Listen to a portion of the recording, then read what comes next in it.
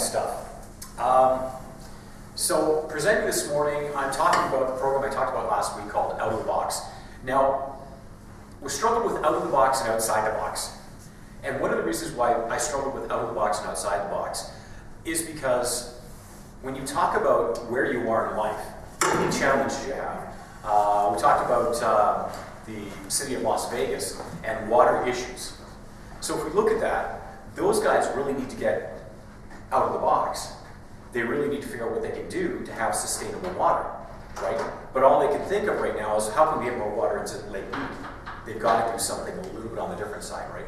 And so out of the box really is about shaking up the paradigms and about that's your belief structure and doing things that are totally creative and completely different from what you might think. Now, to give you an example of it, I'll give you a couple of these. This is my first attempt at a card. Now, I fully recognize that I am not the most creative person in the world, and therefore, when it comes to making cards, I'm probably the last person that should make my own cards. But that said, I put together a card that was functional, that I thought really said out of the box. It laid out what I wanted to do. We talk about everyone having infinite potential and it being a fresh approach to a healthier life. That's what out of the box really is. Now, the reason why out of the box came into its inception is because, and you know me, I mean, I've got my JR hypnotherapy, I've got my JR Mackey persona, both heavily associated with hypnotism, stage hypnotism, personal empowerment. The problem is in southern Alberta, when you're typecasting up, you're in that box. People have control issues. People have misconceptions about it. People tend to be very conservative. Although these tend to be the most effective forms of treatment for things like quitting smoking, dealing with anxiety, depression, non-drug-based treatments, that is. People still had issues with it. And so over the last probably 5 years, that's what I've always struggled with. And then I thought, you know, as I went along, I got listening to guys like Bob Proctor, Vishen Lakhiani, and then The Secret, and everything that kind of flows with that. I got into mindfulness in December, and mindfulness by itself started my move forward to create these programs. Working with people like Trevor and Gail at Fifth on Fifth Services really brought me to this next step. Now, I didn't create this card. What I did was I gave the idea to a friend of mine, and then that friend of mine went ahead and said, hey, do you mind if I play around with this? And so I thought, no, go ahead, whatever. She was laid up and wanted something to do to keep herself busier. I saw the concept and I thought to myself, you know what? That is exactly what I'm talking about. So being outside the box, now, when you look at that card, it says exactly what I wanted to say. In that it talks about mindfulness, it talks about quantum touch. Both of those things are things that I incorporate and that people really don't have any concept about. Really, mindfulness may be a little bit more so. Quantum touch is energy work. But the real important part here, and this is what everyone struggles with, confidence and anxiety. So what do we want to do, really, in the workplace to help people? What do we want to do in the school to help people out? We want to help them get outside the box that they have. Now, if we think about that box, you think about how confined you are. You're here. And in your world, when you're really, really confined in that box, all you see are the walls of that box, the floor, the ceiling, and the top. And if there's anyone else in that world with you, other sufferers of anxiety, family members with low confidence, they all tend to see the same thing, and they tend to respond the same way. If we look at our family situations, the challenges of the father become the challenges of the children. Challenges of the mother become the challenges of the children, because children learn non-consciously. And that's why when kids are little, you can teach them so many different languages. But it's because the box that they're in has all that information. And so because that's what you see all the time, that's all that you can get. But if you look on this picture, you'll notice that the box compared to the rest of the card is very small. So that box that you're in comparison to the rest of your life, is really, really small. And it's really clearly defined, whereas life is this amazing, incredible thing. So in the course I was teaching for Fifth on Fifth, we started talking about infinite potential. You have infinite potential. And people would sit there and they go like, whatever, he's this guy, blah, blah, blah, blah, blah. I'd say, you know what, look, when I was younger, I got in trouble, probably worse trouble than you guys did, because I was in a low-level street gang. I ended up shot in the hospital, and literally it was a wake-up call for my parents, and nobody thought that this good little kid would ever end up in that situation. It happens, because you're exposed to a new environment. And you look at, so I use that story to kind of break the ice. And we start talking about people like Oprah Winfrey. Oh, Oprah is so great, she's this. No, she's just out of the box. Because her life was worse than any one of our lives. When she was 10, 11, living in the ghettos of Chicago, I believe. And the abuse that was perpetrated on her then, all the terrible things that happened. But she didn't let that define her life.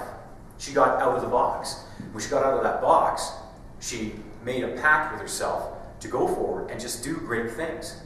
And thus we have the Oprah Winfrey that everyone's come to know, one of the most powerful, one of the most successful women in the world. She's out of the box. She got out. She changed the world. So this program essentially is giving people, companies, and students in particular, the tools and resources that they can utilize to be truly creative. So when we start to look at what truly creative is going to consist of, first and foremost, looking at the language that people use. Okay? So your words have a real power. They have a real significance. So we start talking about speech pattern analysis. If you are overtly negative all the time, if you have a sales staff, Karen, you can relate to this. If you have a sales staff that says, oh, we can't do this, we can't do that, we can't do that, ask why. Well, because normally, blah, blah, blah. Well, that's not really correct. Because in life, we're only limited by our imaginations. And you might say, well, that's all fine and well. You stand there and you say that. Think about this. It wasn't until, and I've said this before, the 1950s, that an individual person, a runner, broke the 4-minute mile mark. Up until that point in time, nobody ever thought it could be done. Morse, the guy that invented Morse code, okay, he went to his friends and said, listen, I have this great way, now that we have electricity, I found this great way where we can communicate without wires. Yeah, we send it through the air, and it gets to a receiver on the other end. His friends were so concerned, they had him hospitalized. They put him in a mental institution because they thought the guy was nuts. Right? But what was he talking about? Morse code, wireless transmission. Now these days, Shane will talk about really, really incredible things. We're like, holy, smart digital living. Wow. That's a shameless plug for you, by the way. Smart digital living, we're like, we can't even imagine it. And Shane goes, yeah, the sky's the limit. Like, you don't know. You know, wireless sensors for your sump pump? I have no idea. But boy, oh boy, what a difference that would have made for you, right? so we're, yeah, sorry, man. We're really out of the box with that. So when we start looking at these things, you know, even when Bill Gates started Microsoft in the early 70s, he had a plan to write this code, BASIC. And he had a plan that everybody would be able to have a personal computer in their home. And the people around him at the time said, what do people need a personal computer for? Like, you know, where are they going to start building bigger houses? Right? They're all inside the box. But even Bill Gates fell prey to that in the early 80s. What did he say? Oh yeah, 64K of processing power should be more than enough for what people need. You know, what's your computer operate at now? You got a quad core, 6-core? You got a quad core? You know, you can multitask on it. You've got more power. Most of us, you got our cell phone, we got more power in the palm of our hands that is in the space shuttle.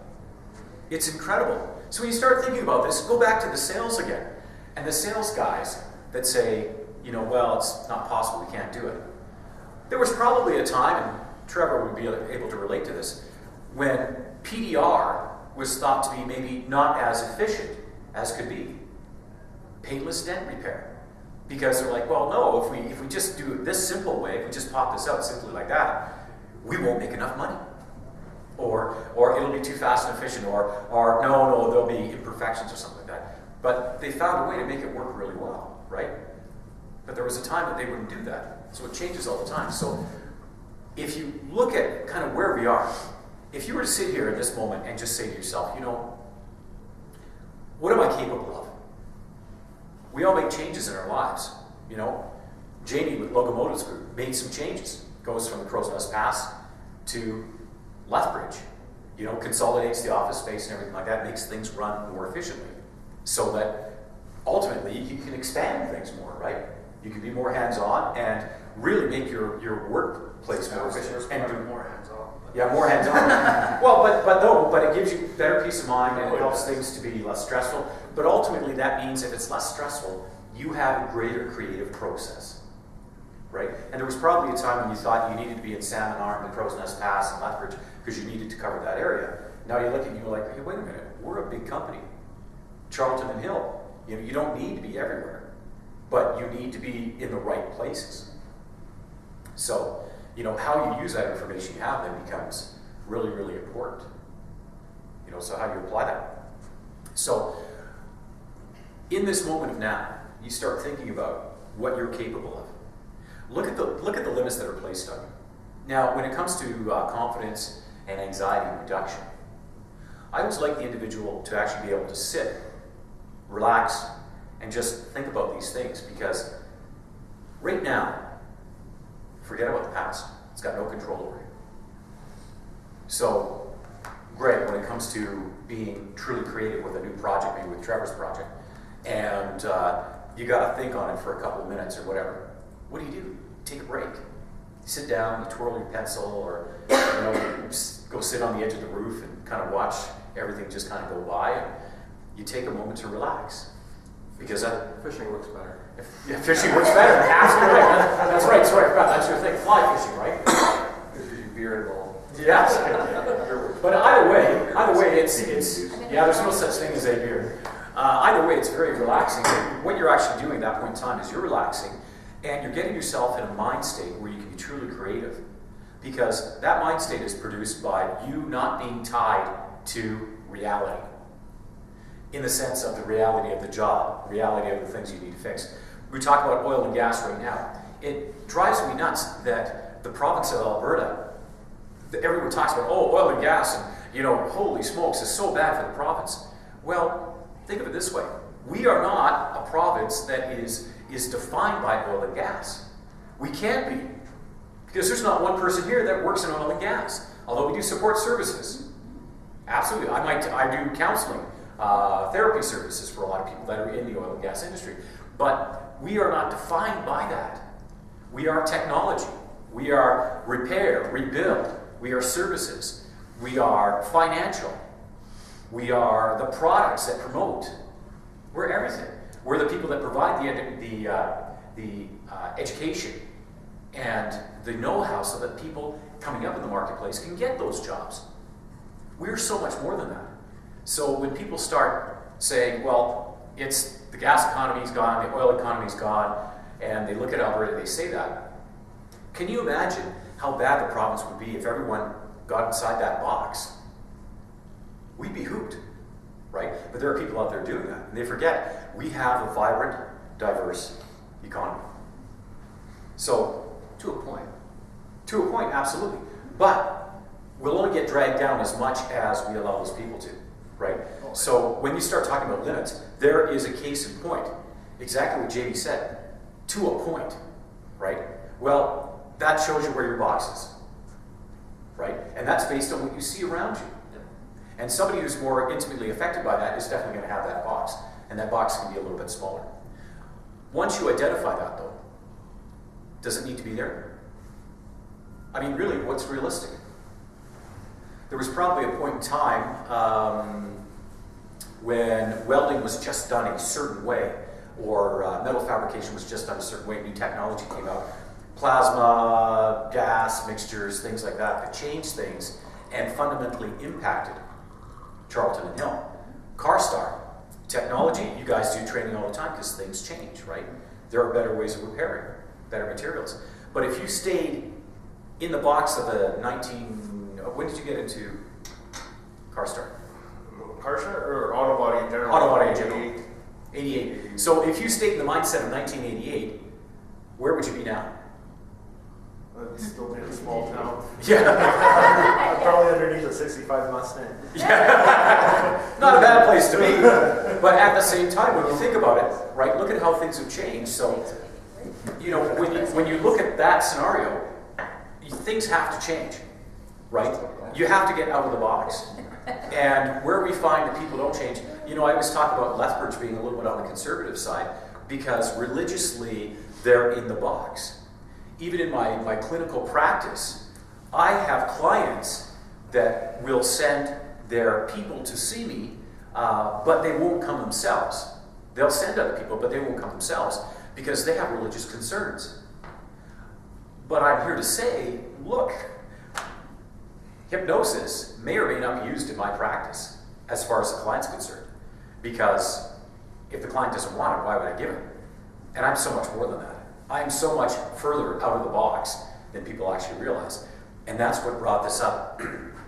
In doing the presentations for Fifth on Fifth, what we began to see was the need for actual techniques that affect the mind-body that couldn't be defined by hypnosis. They couldn't be defined by this thing or that thing. And then incorporating energy work into it. Thoughts have energy. We talked about this before. Dr. Emoto's study on the formation of crystals in the frozen water, where if you took, you know, just a regular glass of water and you froze it, but before you did that, you wrote on it gratitude, and you thought really happy thoughts about it and everything like that, and then you put it in, froze it, it made these amazing crystal structures. Whereas if you just took regular tap water, it did nothing. But if you took the same thing and said, you're stupid and ugly, the formations that were created in the molecules by that were even worse than the tap water. They just weren't visually stimulating. They didn't have organization and structure to it. So given that our bodies are 70% water by mass, we know that if we think good things about ourselves, we affect our bodies in a positive way. So if we go back to Fifth on Fifth, we teach people how to think positively about themselves. If we take salespeople, teach them how to think positively about themselves, and let them know that they have infinite potential, then holy smokes, what would we accomplish? I don't know. I wouldn't even want to put a box on that. I would want us to stay completely outside of that box. So in the morning, when you wake up, if you think about that infinite potential, what can you do that's different today or better today? Remember, the whole point of I think, stupidity is doing the same thing over and over again and expecting a different result. Right? So here's where the change comes, the paradigm shift comes. Take time to think about it. What's the challenge? And what's the complete opposite thing you can do? Now, I gotta say, one of the biggest inspirations to this was Mr. Bob Proctor, who read Napoleon Hill's book back in, I think, 1961, 62, Think and Grow Rich. And he posed this question: why don't you make as much money in a month as you do in a year? Why don't you set that as a goal for yourself? You want to get out of the box. What would it take for you to make as much money in a month as you do in a year? And remember, as long as it's positive, as long as it's healthy, think about what you could do. Now, think about that. That's really incredible. Now, that's where you get to be totally creative. You know, and if you say to yourself, well, that's stupid, it's not going to happen, there's your box. Now, go back to when you were, Jamie, how long have you had Locomotives Group? 16 years. 16 years. So go back to the very day that you conceived Locomotives Group, what you wanted for it, and everything. Now, that was huge, right? That was huge. And look at where you are now, right? You've got a very successful company. Very successful company. But in addressing that question, what would you have to do to make in a month what you make in a year? And everything's possible. Don't answer the questions. Yeah, but no, but that's the thing, right? Yeah, so but at that point in time, you can set that as a goal. So if you desire that, and you believe you can do it, then you can expect a result. Desire, belief, and expectation. So, lots more to come on this. This is actually going out today. So, I'll be shooting off some emails. I will not send emails to you guys in this room, well, except for you, actually. I'll send them to Gail. I'll be sending out emails with regards to, if you do want more information, This all starts off with a 20-minute presentation. You guys basically have already gotten the shortened version of that. You have any questions? It's interesting. It is. You know what? And I love it. I can give a shameless plug to James's working with the clients that he's worked with.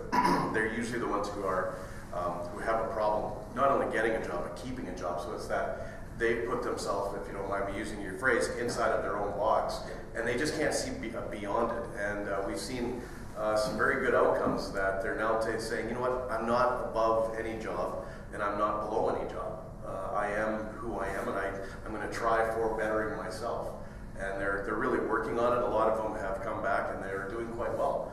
Again, it's a combination of what you do. It's a combination of their own belief in themselves and bringing it out. So it is positive. We've seen a good outcome out of it. So.